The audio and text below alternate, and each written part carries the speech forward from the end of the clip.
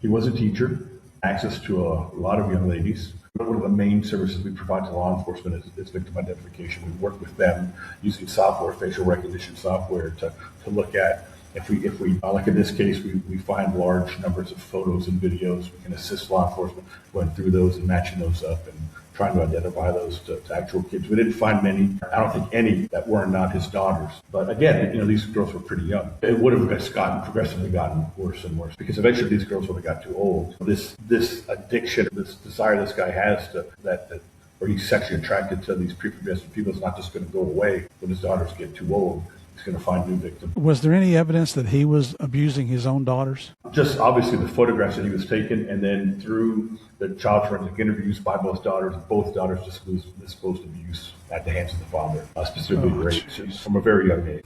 I'm Steve Murphy, DEA Special Agent retired and now host of the Game of Crimes podcast.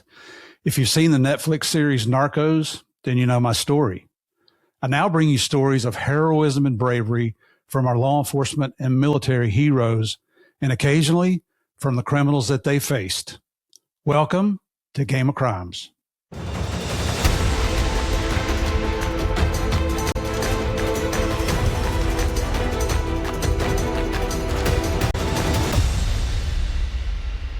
Hi guys, welcome back to this week's episode of Game of Crimes with Murph in the Morning. Thank you folks so much for coming back every week. I truly appreciate your support. If you're listening to this and you haven't seen us on YouTube yet, do me a favor, go to YouTube, in the search bar, type in Game of Crimes Podcast, hit the subscribe button, listen to some of our episodes, like the ones, like all of them that you're going to like, and even send me your comments because I'll read them. I may not respond to them, especially the nasty ones, but I'll still read them. But truly, I do appreciate you coming back. As you folks already know, you regular listeners, January is National Human Trafficking Awareness Month. And we call that national here in the United States, but I think it's like that all around the world. And if you remember last year, I had 2 human trafficking specialists, I guess anti-human trafficking specialists, because they're not bad guys, they're good guys. And that was Tyler Schwab, who you just saw 2 weeks ago in here. And this year, the same as last year, Chad Meli is with us, coming from the other side of the world. I'm recording this at nighttime, and it's tomorrow morning where he is. So thank you for getting up, Chad. I appreciate that, brother. Thank you, man. And he was, if you want to see his first episode, go back to episode 181 that came out January of last year of 2025. And you can see his, you hear his experiences there, but he's just in a nutshell. Chad was a sworn police officer here in the United States for more than 20 years. He was in Arkansas. Somewhere along the line, I think this might have been in the Arkansas Attorney General's office, he launched their cybercrimes division and kind of ran that for a while, and then went to a sheriff's office and did that for 3 years before he retired. Did I get all that right, Chad? Oh, that's correct. Yeah, that's it. And by the way, welcome back to Game of Crimes, brother. It's good to have you in here. Hey, thank you. Thanks, dude. All right. I said this at Tyler's interview, and I said it last year in both the interviews, and I'll continue to say this. Anyone who would enslave another human being, especially children, is the lowest form of life on this earth. And I mean that. You heard me in Tyler's, and I'll say it again. The lowest thing on the earth is whale shit on the bottom of the ocean. And if you're involved in human trafficking, you're lower than that. And we're going to keep preaching that message. I'm not the guy making cases. I'm not the guy going out working undercover. I'm not the guy rescuing victims. I'm just an old retired cop that's trying to bring more awareness and support these heroes that are out there that are risking their lives, giving up their time, and dedicated themselves to protecting people they don't even know. But they're people that are victims, and they're people that need to be rescued.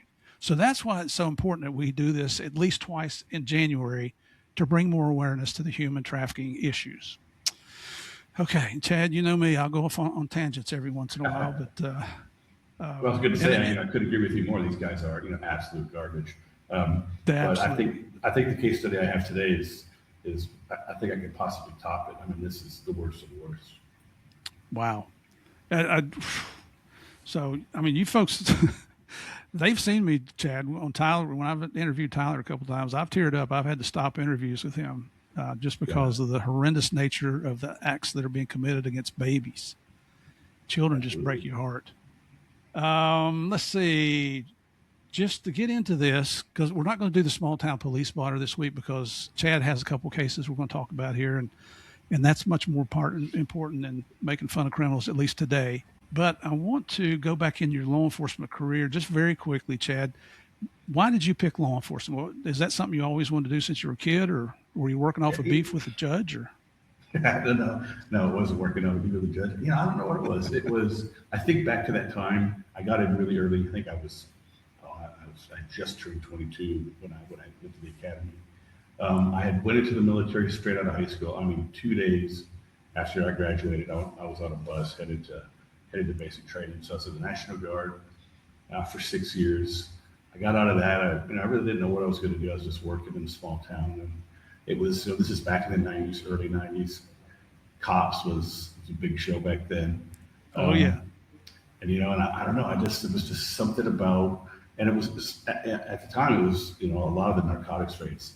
I was just hooked on all of the investigation that went into to work in narcotics and working undercover and making arrests and finding large drug seizures.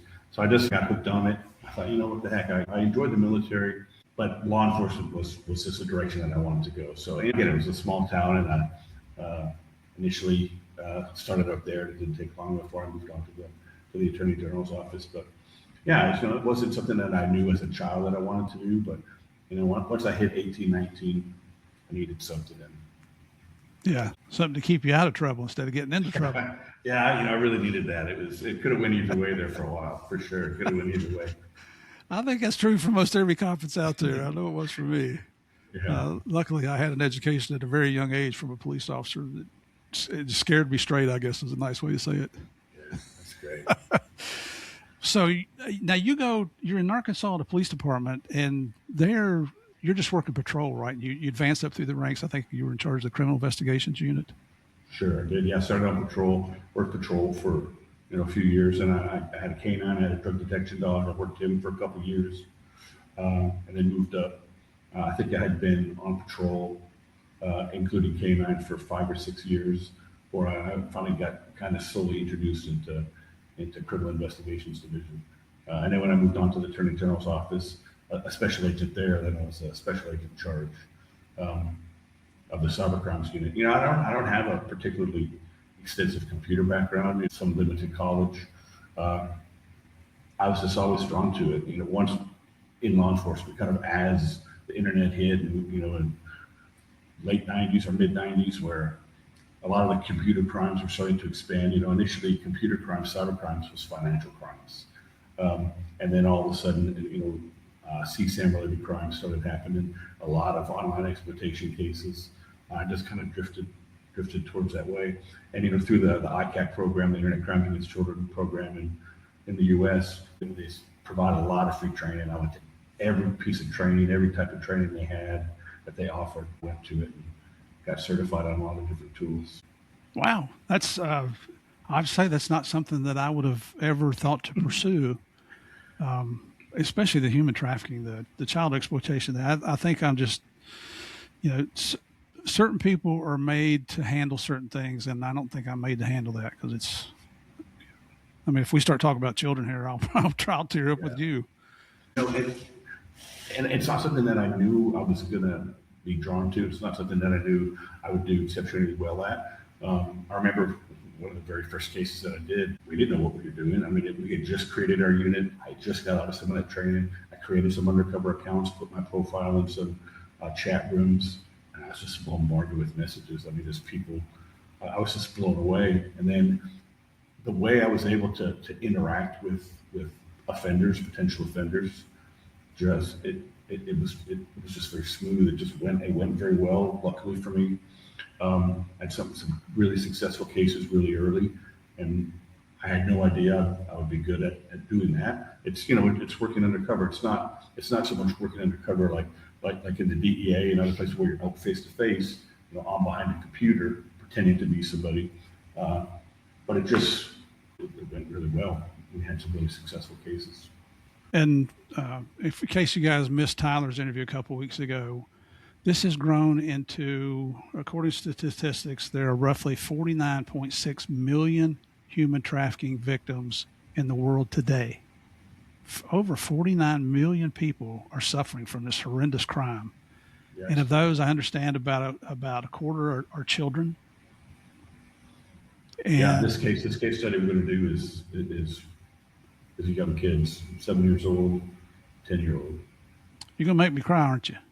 Yeah, I'm going to try not to, but Hey, brother, I might. I'm not apologizing for that at all. I'm just thankful that the good Lord has still not hardened my heart, but maybe gotten softened it up somewhat, because I can be a real jerk sometimes. So on the cyber crimes, the cyber cases that you were working, you have to pretend to be somebody else. Is that correct? Yeah, I mean, a lot of it is setting up profiles, just monitoring behavior, monitoring things that are going on in rooms. But then eventually, yeah, there's some type of engagement. There's some type of online engagement where I'm pretending to be a like-minded person. Maybe I'm a pedophile or a trafficker. But in a lot of cases, I'm also posed as a victim.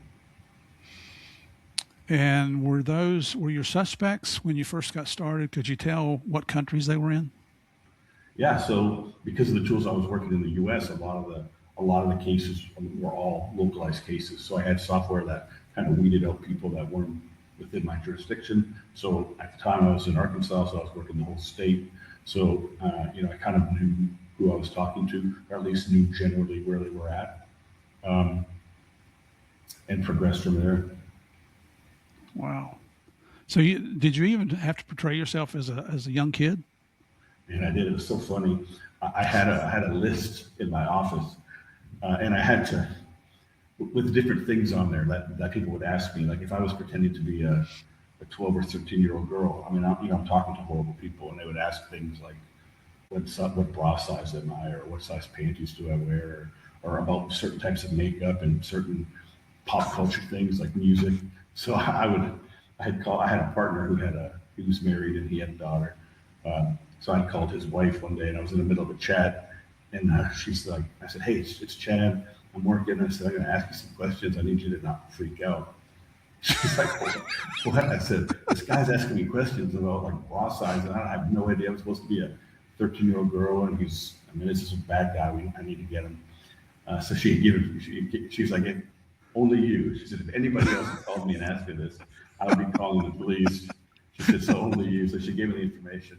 So I kept that. I had a piece of paper on my office and I had all these details where if they asked me certain questions, they'd have to fumble around and look online or call somebody. I had quick access to it. It's crazy. Oh my goodness.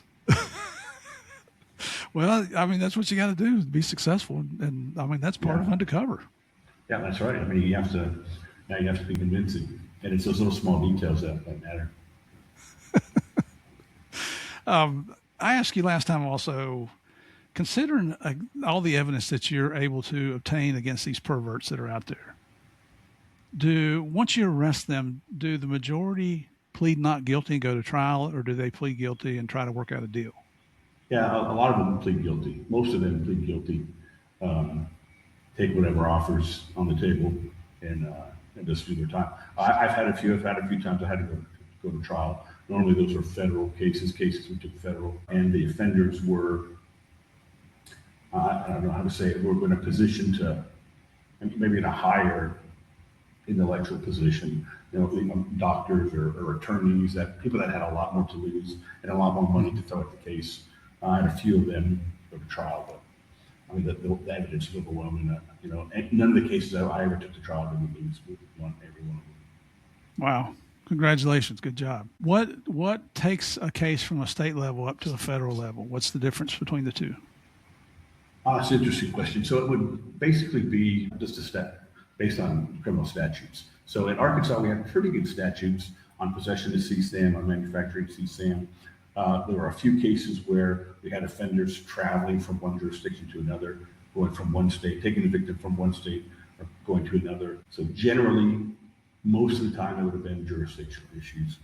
It was just easier to go federal where we didn't have to file charges in multiple states.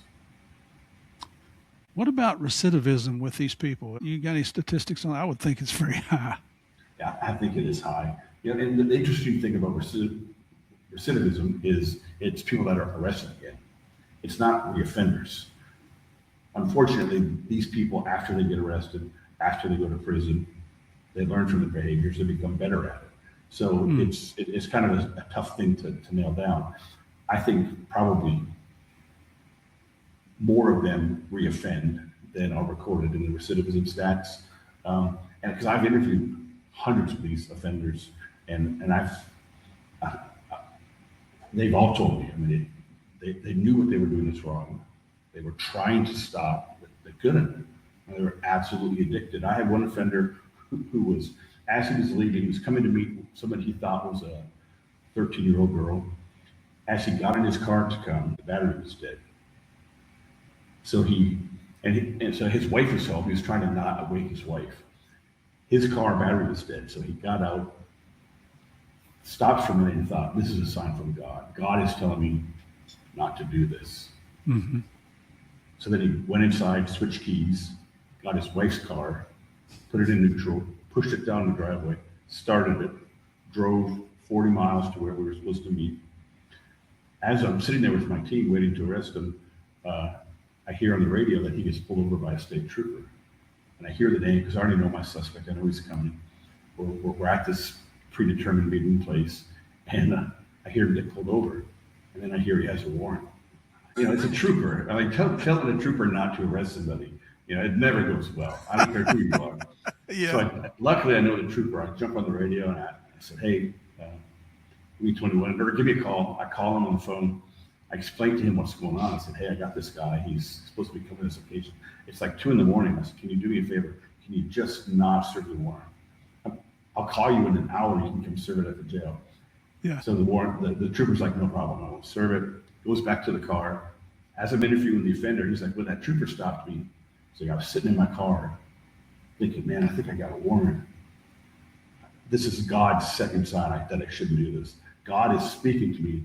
First, he killed my battery. Now he got me stopped by a trooper. Trooper walks up there, says, hey, you're good to go. The offender says, thanks, takes all the stuff back, looks at the trooper, asks for directions to the location. Oh, Where jeez. he's coming to meet me. And then still shows up at the location. So, I mean, this is how strong the compulsion is. He got arrested, and he just couldn't believe it. I was like, why didn't you listen?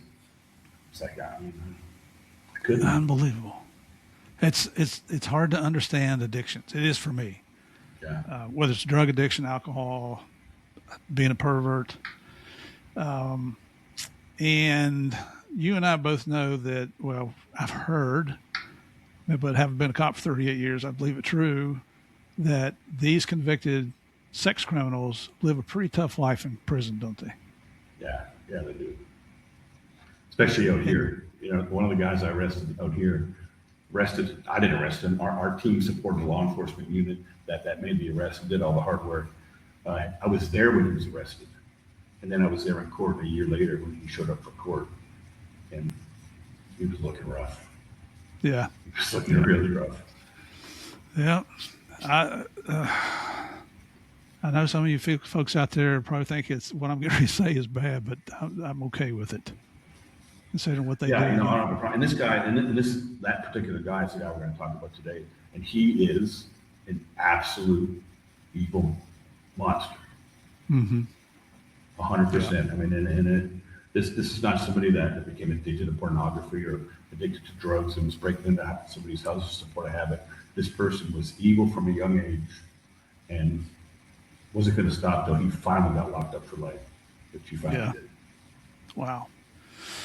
Why did you decide to retire from law enforcement? Yeah, I didn't.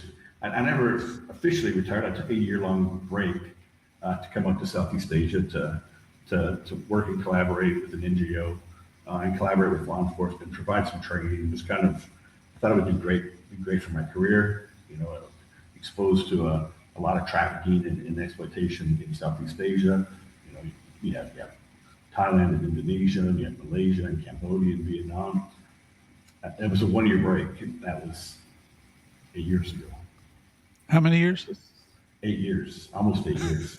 And it just, I don't know, it just sucked me in. I don't know. Ever since I've been out here, it's, the people, the law enforcement, the work, it's, we're doing a lot of good things. It's tough to leave. Fantastic. That's the longest training class I think I've ever heard of. Yeah, right. So you go overseas, and I'm not sure if we can say where you are or not. Yeah, I mean, right now I'm in Kuala Lumpur, Malaysia. Okay. But is that where you were back then, or were you, I think you No, were I in started Bangkok. off, yeah, I was in Bangkok. Yeah, that's what's crazy. I'm in Arkansas, Little Rock. It's still, what, 300,000 people maybe. I mean, it's still a pretty small town. And then all of a sudden I find myself, you know, in the middle of 12 million people in downtown Bangkok. I was Wow. absolutely wide-eyed and lost. I had done some travel, it's not like it wasn't my first time leaving the country, but I'd never seen anything like that. Wow. How did you stay there very long, or how did that progress Yeah, from there?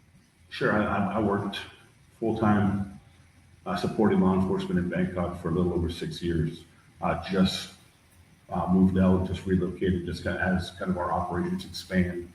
Other than doing operations, sometimes when I'm working with law enforcement, I'm just supporting them. We're just providing training, working on equipment, providing maintenance on equipment, things like that. And we're expanding outside of Thailand, which is why I recently moved. But I still manage a full-time investigative team based out of Bangkok. So the bulk of our cases, operational cases, are still in Bangkok. Was that organization paying you? Was it the Bangkok police paying you? How did you get paid? Yeah, no, the NGO was being paid through an NGO Okay. at the time, and still, now I'm a co-founder of an NGO. Draw salary, doing kind of, doing the same thing. And in case anybody doesn't know what an NGO is, can you explain a non-government organization? Yeah, NGO, exactly it. Non-government organization. It's just ours is a group of specific individuals. We're looking for International Protection Alliance. We look for people that have experience, similar background to me, online investigators, people that are experienced in human trafficking, online exploitation. We survive off of donations, 100% off of private donations that people will provide to us. And we partner with law enforcement internationally outside of the U.S. and provide them training, provide them equipment, just whatever they need to work these types of cases. These are complex cases. They're expensive to work. The equipment that you have to use to work them is expensive. The training is expensive. So we come in, we can kind of service those law enforcement units that don't have huge budgets. All of our training we provide is free. If our donors allow us to, we're able to provide equipment, computers, all that's at no cost to law enforcement. And we're just there to kind of support them and collaborate, sometimes act as subject matter experts, and collaborate with them in working these cases. It's weird. It's a foreign concept to the U.S., right? The U.S. law enforcement doesn't collaborate with NGOs, but not often, at least not operationally. And outside of the U.S., it's very common. Mm-hmm. Yeah, you and I had a conversation before we started recording about the United Nations Trafficking in Person Symposium this year, and listeners heard me go off on that during Tyler's interview. And if you didn't hear that, go back and listen to 2 episodes ago to that'd be episode 230, the second part, because I was fortunate enough, I was honored to be asked to attend and represent Libertas International at that, and went with some fantastic people, including 2 former victims, 2 young girls that just lived lives of hell. And thank goodness Libertas came in when the police discovered what was going on in Colombia, and these girls now are thriving, and they're becoming independent and self-sufficient, and all the things, but they're also becoming little girls again. It was kind of neat to see a little bit of the silliness that was going on, but I was just so disappointed with what I saw at the United Nations. And I won't beat that drum to death again. Okay, so now you're in Bangkok, and how did you end up in Kuala Lumpur? So I started my own NGO. Me and a few other guys from former NGOs left NGOs just basically out of frustration. I don't want to spend too much time talking bad, but there's of course there's issues with some NGOs, funding issues and just direction, and some NGOs get so really big, kind of too big for the britches in my opinion, and I don't know. There's lots of issues where I've always been the kind of guy where I just want to work. I just want to support law enforcement. I don't need a lot of any outside input or any outside interference. Just cops working with cops, working cases. And that's all we wanted to do. And it got very complicated for all of us with these other NGOs. And we all at the same time got to the point where we're all ready to do something. And for all of us, it was either go back to our home countries. In the U.S., obviously, one of the other co-founders is from Australia. We're all ready to pack up and go home. And somebody made a comment and said, the only way I would work for another NGO in this field, in this area, is if it was one that we ran. And then we all just kind of looked at each other and said, well, why don't we do that? Why don't we, we've been here enough, we have enough experience, we have a lot of contacts, let's do that. So we did. And it came together really fast. We've been up and running for just over a year. We're doing some great things, making a lot of cases, making a lot of arrests. But it was kind of out of frustration. We were just, the work is there. If you just get out of the way and put all that other garbage out of the way, you just focus on the work, there's plenty of work.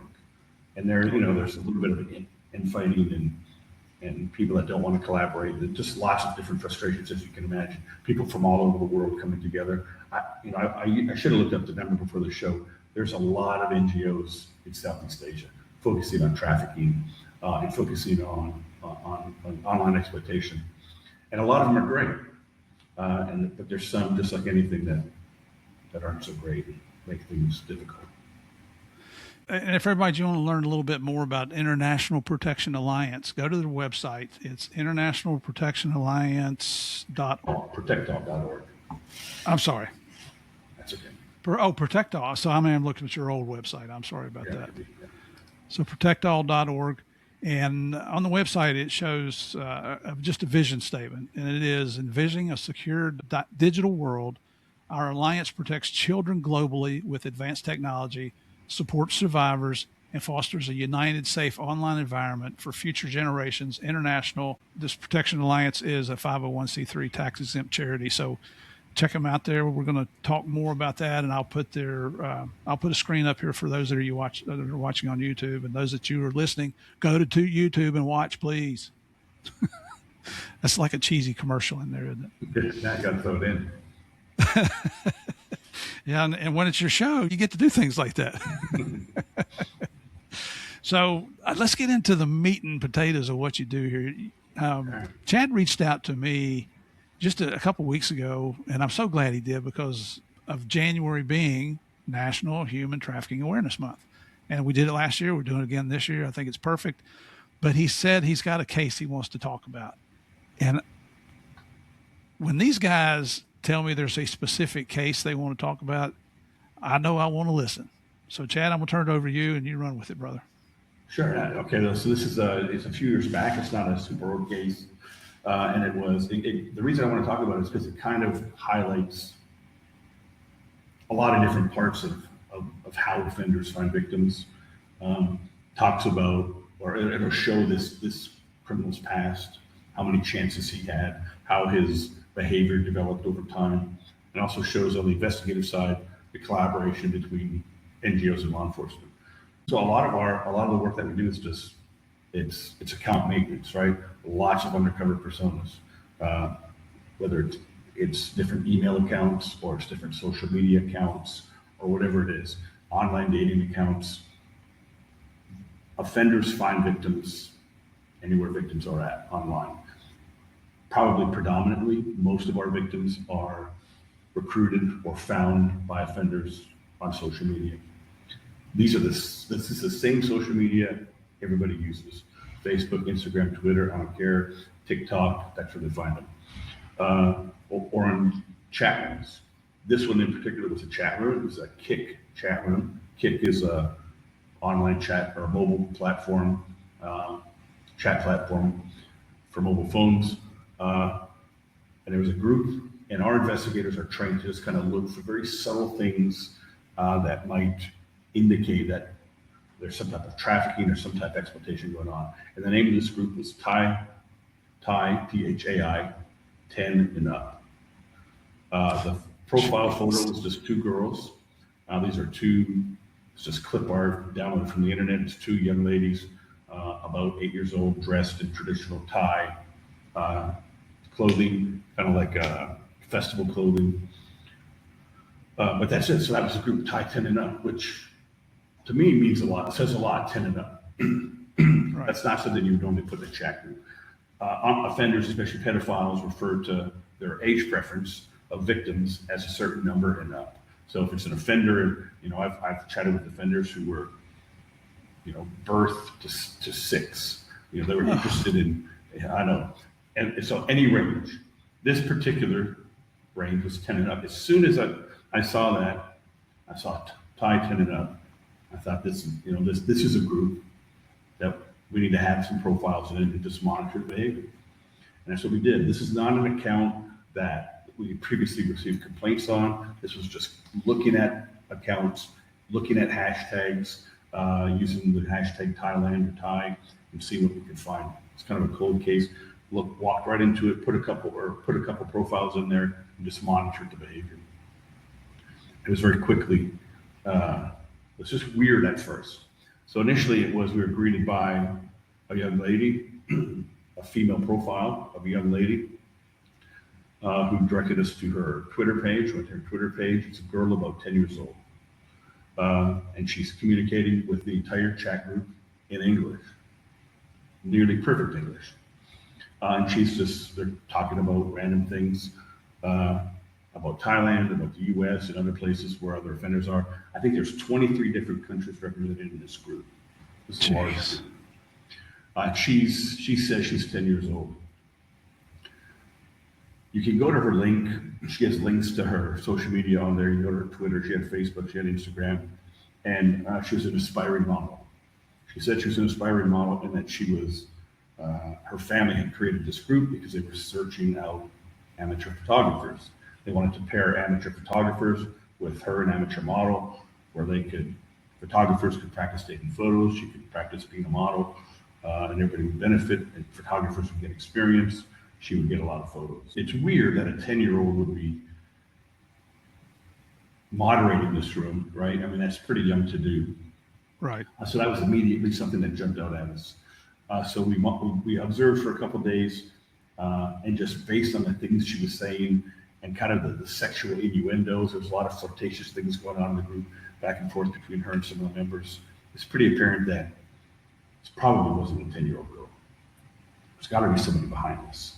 I mean, a 10-year-old girl moderating a kick group, moderating her own Twitter page, her own Facebook page, and then a Facebook group, multiple Instagram pages. I mean, she clearly is, there's photos of a 10-year-old girl. And she's posting videos of her talking, so the 10-year-old girl is real, but when she's talking very much broken English, not as fluently as she's typing. The photographs on all of her social media were they were inappropriate. Some of them, they're being classified as child erotica. Just as an example, on one of her Facebook pages, it was a group page for child models. Somebody had left a review, a random citizen, a young lady named Trinity, had left a review and said, "This is disgusting. This is absolutely inappropriate. This is clearly some pedophile's, account that they're using to draw children in and to recruit children." And she nailed it 100%. That's exactly what it was. So we're looking at it and we see all of this social media, again, all being moderated by a 10-year-old girl, and it can't be heard. So we decided to engage. So by engaging, I'm going to start communicating.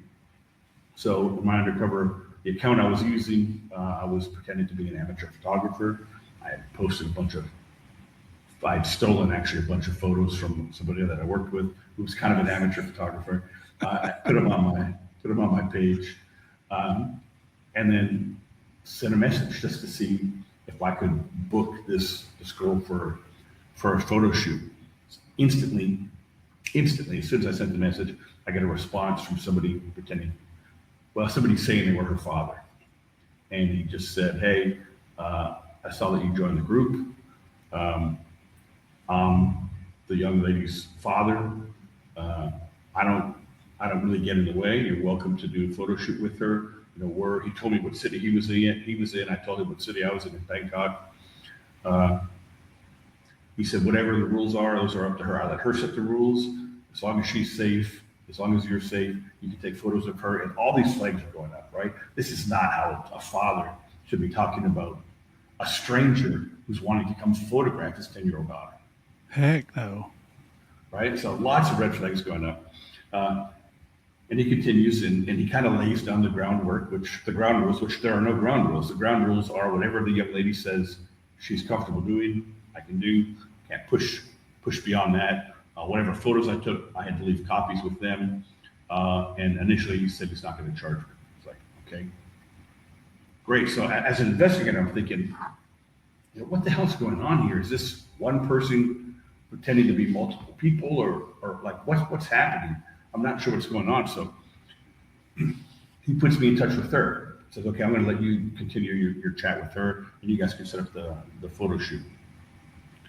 So I start communicating with her, and right away she gets into it. Now remember, this is a 10-year-old girl, and she says, what kind of photos do you want? She says, I do regular photos, indoor, outdoor. If you want to do any like nighttime photos, me in my pajamas, I want you to be aware I sleep nude. She what? It's a 10-year-old girl.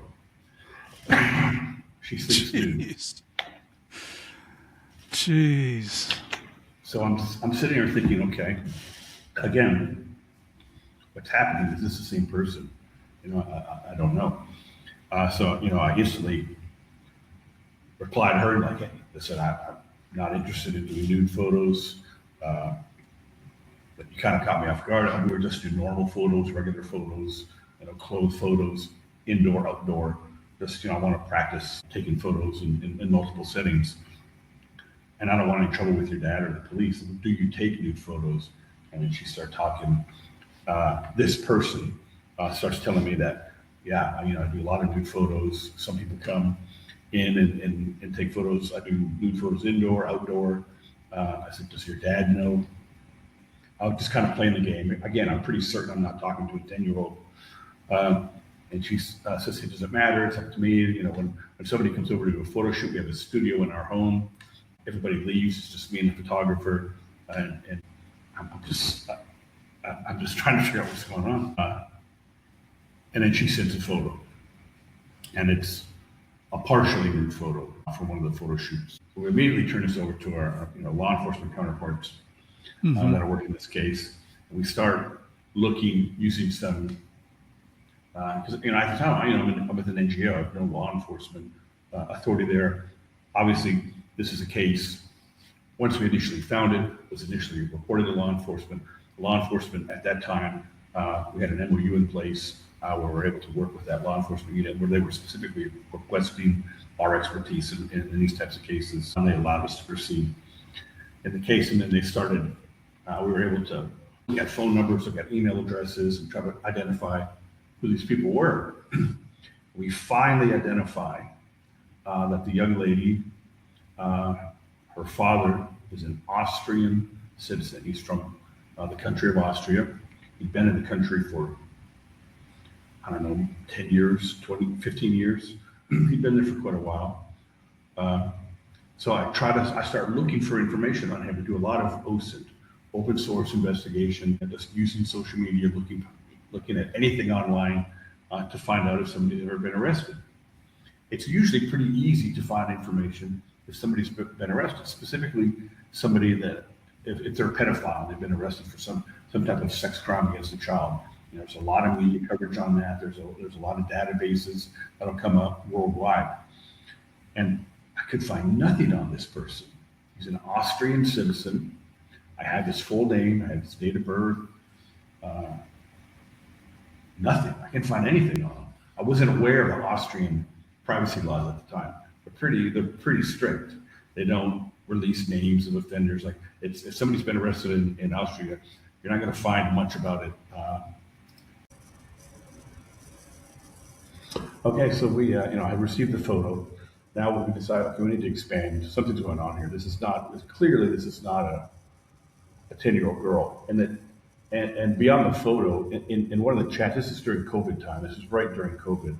So there were some travel restrictions in place, and the person pretending to be this 10-year-old girl was communicating with members of the group and relaying information that it's impossible for a 10-year-old to know. Like mileage between cities, how long it would take to drive. Jeez. Yeah, like mileage in kilometers, like down. I mean, actual correct. There's no way. There's no way this is a 10-year-old girl. But we're going to pursue it. We're just kind of keep chugging along here and see where this takes us because it's just not making sense. Finally, identified the father. The father is a teacher. He's her teacher in the town that she lives in. He speaks Thai. He speaks English. He's from Austria. He'd been in the country for a lot of years. So we look at his criminal history, through the help of law enforcement, to figure out, has this guy ever been arrested before? Yeah, a lot. Started when he was a teenager. There had been allegations made where he had sexually assaulted a couple young boys, a couple young girls, all victims of opportunity. There's people that were siblings of people he was dating or children of people he was dating. On and off, allegations are made, he's brought in, and he's let go. And finally, he commits an offense bad enough that he gets locked up. He gets locked up for 2 years in Austria. He had sexually assaulted, I believe it was his stepdaughter. So it was a lady he's married to. She had a stepdaughter. He sexually assaults her, gets sentenced to 2 years in prison, serves his time, gets out. He talked about recidivism, gets out, immediately reoffends on the same victim again. Oh, Goes back to prison for 3 years, gets out of prison, and then we talked about the problem with recidivism is, in order to be a statistic for recidivism, you have to be arrested again. It doesn't take into account people that reoffend, people that get smarter. Well, this is what this offender did. This offender got out of prison the second time, and he decides, listen, I mean, clearly he's not getting away with this in Austria. He keeps getting reported. He keeps getting arrested. He keeps going to prison. So what does he do? Packs up everything. He moves to Southeast Asia, meets a girl, meets a woman. This is planned. This is not just accidental. You can see by his behavior. Meets a woman, produces 2 kids, has 2 biological daughters. They're both born after the second daughter, I think, is 4 years old. The first one is probably 7 at the time. He divorces the mom, gives her an amount of money. Off she goes, wherever she goes, and he keeps both girls. And this is what this offender did. This evil piece of garbage made 2 victims. That's why he went to this country. That's why he met a woman, produced 2 victims. And it's my opinion at this point, we're learning this. We're like, this is what's happening? Is this the father behind these accounts? And he's putting this girl out there like she's this overstimulated, oversexualized young lady. And it's not, it's him. He's behind these accounts. And so we're working with law enforcement. We're trying to determine this. And what comes back to us, be very careful with this offender. This offender he's been in and out of the system. He understands the system. He knows how these things work. He has sued multiple people that had made allegations or gone after him in some capacity in his home country and made a lot of trouble for people. And it was highly recommended from his home country that we proceed very carefully, with this guy, which to us was, meant nothing. There's no way we're going to let this guy get away. But what, the hurdle is, how do you prove this? Is this guy really behind these accounts? Is he the one that's really administering these accounts and moderating these accounts? We spent 2 years on this case, continuing to chat, trying to develop the case, trying to find investigative strategies. We had cameras up, cameras at the location, monitoring the house where we could see people who were coming and going. It's kind of like a pole camera, like you might use in a narcotics case. Trying to develop some type of lead to identify, something that would give us more information and allow law enforcement to act. And we went to law enforcement. We said, what do you need? I mean, what's the next step for us? What can we do to get a search warrant to get access to his devices? And they said, we need proof that she's not the one sending photos. She's not the one communicating that it's her dad. So, we sat for a while, and we came up with an investigative strategy of, okay, here's what we're going to do. We're going to book her for a photo shoot. And we need to separate her from her device, right? So we put together a local team. It's a team of local investigators that I've been working with for a few years that we had trained. A really good team. Created a fake modeling agency. Made contact through the web, through the chat room, just like I had previously, and said, "Hey, we want to book this young lady for a photo shoot." Kind of went through the same process of being vetted, talked to the dad. The dad put the group back in touch with the daughter, and they made an agreement to, hey, we're gonna travel to her location. We're gonna pick her up. We're gonna take her to a local mall, and we're gonna do a photo shoot with her. The dad agrees. So our team shows up. Obviously, everybody's wearing cameras. We have pinhole cameras and bag cameras and hat cameras and glasses cameras. Everything's being monitored. We're back at our operations center, kind of monitoring what's going on. The team arrives there to pick up the daughter. The father's there. They see the makeshift modeling studio in the house. Which is a blanket nailed up on the wall and a couch in front of it. Very creepy. Lots of red flags.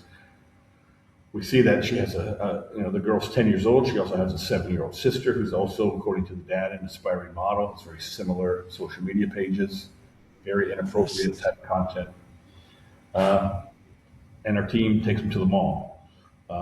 Set up a camera where we're recording video the entire time, monitoring the young lady. Tell the dad, hey, it's going to be a couple hours. You can hang out, go walk to the mall, whatever you want to do. And he says, okay, yeah, I'm going to walk to the mall. So we have her device, right? We ask her to put her device down. So we see her device, we see her. We're doing a photo. They're doing a photo shoot, taking photos of her. And then I'm back at the operations center and I get notified, okay, she's separate from her device.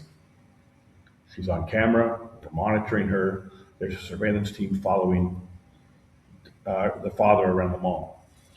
I said, okay, great. So initiate communications with the social media that's supposed to belong to her, the one where the inappropriate photo was sent, and our surveillance team is watching him. He sits down on a bench when the phone goes off, and he's messaging. And it's some of the best work I've ever seen from a surveillance team. And this is a non-law enforcement trained surveillance team. Average age of this team, I think there's 5 or 6 people on the team. I think the oldest person on the team was 25 at the time. This is a young team. Uh-huh. One of the surveillance team members is 2 levels above him in the mall, looking down, and he has a camera and he's able to see the screen, and he records a video of him. And it's one of my undercover social media accounts. I'll use the name Alex, and you can see him communicating with Alex, pretending to be the daughter. So right there, boom, that's the information we needed. That, okay, the father is a person behind these accounts. Again, this is the same account that sent the inappropriate image. That's enough to get law enforcement to action it. Immediately, once they get that information, we show them the video. There's not much you can defend against it, and they serve a search warrant at the house to seize the devices. He mentioned, the home modeling studio there. They wanted to take photos of that, and so I'm there as a subject matter expert, just watching the police do their thing. They're very thorough, very well trained. And then at the scene, they asked me to come in. Looking at a particular room that is a computer room. It is a big computer, and he had a binder, just like a booklet he had made, and it was on the front cover. It was a black and white photograph of some type of medical journal. You can back in the day, a lot of pedophiles would go to the library and check these out. They're kind of like medical journals documenting things like like the development of prepubescent females, right? It was a medical journal. It would show girls in various stages up to about 14 or 15 years old. But, they contain nude photos of girls. Now, these are not sexually explicit photos. These are medical type photos discussing development of young females and young boys. Very common. I saw that early on in my career as I was searching offenders' houses and finding different types of child sexual abuse material, CSAM. So I saw that. I thought, man, this is weird. It's not weird. It's odd. I wouldn't expect to find this here. And they're flipping through the journal, going through it, and it's just photocopied, black and white photocopies of the development of prepubescent females, breast development, hip development, everything. And then boom, you turn the page, and now instead of photos of the journal or photos of the journal for the medical journal, it's photos of his children that he's packaged into this. So he's already building a fence. These are not sexually explicit photos of my daughters. I'm comparing these photos to developing females from a medical journal. It's absolutely disgusting. And so they're flipping through it, and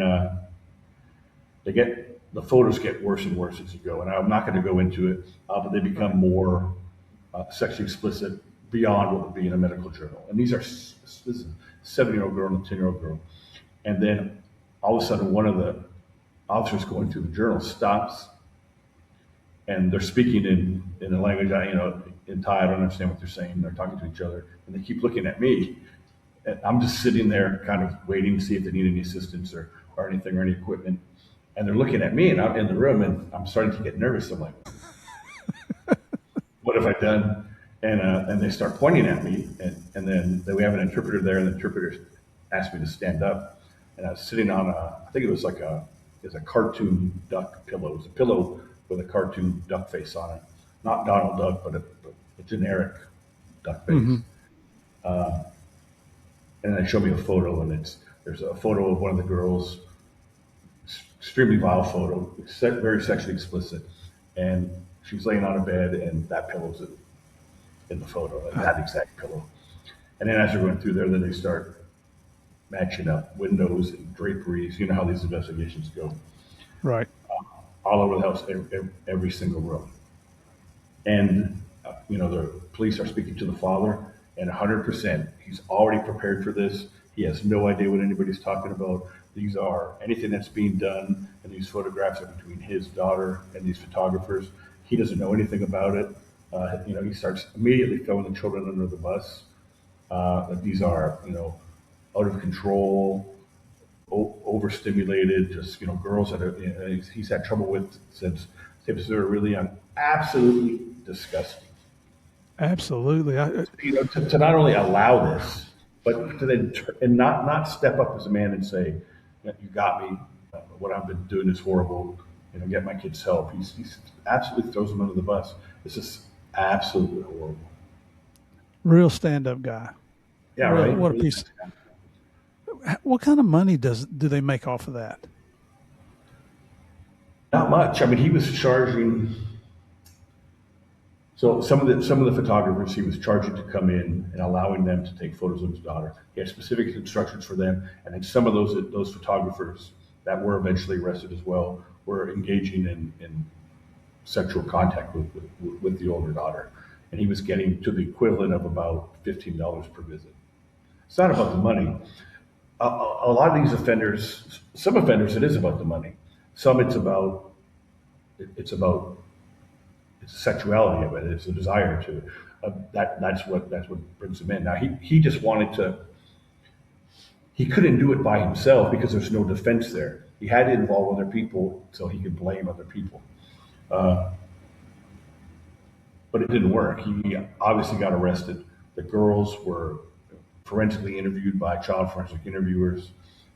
Both girls disclosed horrible abuse from when they were oldest. It started when the oldest was about 7. She's 10 now, almost 11 at the time. Her younger sister was just turning 7, so it was about to start for her. It was horrible. Jeez. And this is somebody that planned this. He made these children to do this. Wow. Did the children not have any contact with their mom at all after the divorce?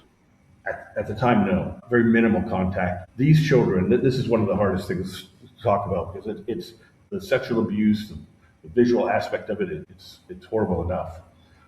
But I've seen this a lot of times, and I saw it in this case where these children are absolutely brainwashed, manipulated, had no indication that what was happening was not something that was normal and was supposed to be happening to a child at the hands of their own father. Now, this is I think as she aged and she had remained in that behavior and then became more social and had more friends, she would start understanding this is not normal. But at 7 and 10 years old, these girls thought this is what happened to everybody at home. And he was a teacher. He had access to a lot of young ladies. We were never able. One of the things we do, one of the main services we provide to law enforcement is victim identification. We work with them using software, facial recognition software, to look at if we like in this case, we find large numbers of photos and videos. We can assist law enforcement going through those and matching those up and trying to identify those to actual kids. We didn't find many, or I don't think any, that were not his daughters. But again, these girls were pretty young.